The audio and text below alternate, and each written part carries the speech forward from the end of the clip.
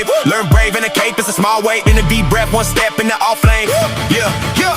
No crown. Still I walk like a king. No name. Still they feel when I swing.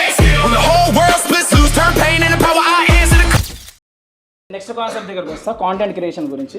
మీరు అనుకోవచ్చు ఈ content creation ఏంది, వీడు ఏదో ఒక పొరపాటు ఇడికి వచ్చిన దొబ్బుతుడు, నేను ఏదో ఎడిటింగ్ నేర్చుకుని 4 వీడియోలు చేసుకుని 5 రీల్స్ చేసుకొని ఒక 2 పోస్ట్ వదిలేసిన తర్వాత నలుగురు అన్న సూపర్ అన్న అంటారు, కమెంట్లు పెడితే 2 బిర్యానీ తిప్పి అనుకుంటే బాగుంటుంది కదా అని అనుకుంటారు. కానీ మ్యాటర్ ఏంటంటే ఫోర్స్ఫుల్గా చేయకూడదు. మీరు ఎగ్జాంపుల్ చెప్తారు.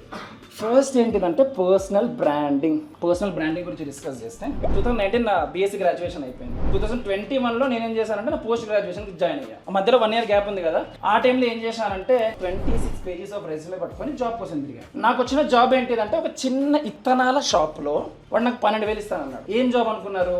ఒక బస్తాలను తీసుకుపోయి లోపటేసి లాక్ షీట్లో రాయాలి. 10th బాగా చదివి, ఇంటర్లో బాగా చదివి, డిస్ట్రిక్ట్ లెవెల్లో మంచిగా స్కోర్ కొట్టి, తర్వాత మళ్ళీ అగ్రికల్చర్ బీఎస్సీలో జాయిన్ కావాలని చెప్పి దాంట్లో జాయిన్ ఇంత చేసి వచ్చినప్పుడు బస్తాలు మోయాలి. ఇప్పుడు 2020లో 12,000 రూపీస్కి జాబ్. ఆ రోజు నాకు అర్థమైంది ఏంటంటే నేను కూర్చొని ఇంటికి పోయిన తర్వాత నాలో ఏం తక్కువైంది, వాడు నాకు 12,000 ఇస్తానన్నాడు, వాడు నాకు బస్తాలు మోపిస్తానన్నాడు, లిస్ట్ రాసుకుంటే అరే నా దగ్గర ఇన్ని స్కిల్స్ ఉంటాయి అని చెప్పి నాకు తెలుసు. ఆ విషయం నాకు తెలిసే సరిపోదు, తెలియాలి. వాడికి తెలిస్తే వాడు నాకు 12,000 ఇచ్చేతోడు కాదు, వాడికి తెలిస్తే వాడు బస్తాలు మోపించేతోడు కాదు, కంప్యూటర్ ముందు లేకపోతే దేని మీద కూర్చోబెట్టింటాడు. సో ఆ 12,000 రూపీస్ ఆఫ్ బస్తాలు మోసే జాబ్ దగ్గర నుంచి ఇప్పటికీ మా కంపెనీలో ఒక ఇన్వెస్టర్ వచ్చినా, లేకపోతే ఒక రైతు వచ్చినా, ఒక పైలట్ వచ్చినా, ఒక ట్రేడర్ వచ్చినా, లేకపోతే ఒక రీటైలర్ వచ్చినా, లేకపోతే ఒక కార్పొరేట్ కి సంబంధించి ఒకరు వచ్చినా, వాళ్ళు ఫస్ట్ చెప్పేది ఏంటంటే క్రాపింగ్స్ అంటే గౌరవదే కదా. ఆ మాట ఎందుకు వచ్చింది? నేను చెప్పుకున్నా కాబట్టి. మీకు ఎడిటింగ్ స్కిల్ ఉన్నా సరే, మీకు ఎంత నాలెడ్జ్ ఉన్నా సరే, మీ మౌత్ ఓపెన్ చేసి మీరు చెప్పలేకపోతే ఎవరికి తెలియదు. వీళ్ళు ఎంత వెనక నుంచి పుష్ చేసినా నీ సత్తా ఏంటదని నువ్వే చూపించుకోవాలి మార్కెట్ లో. అదే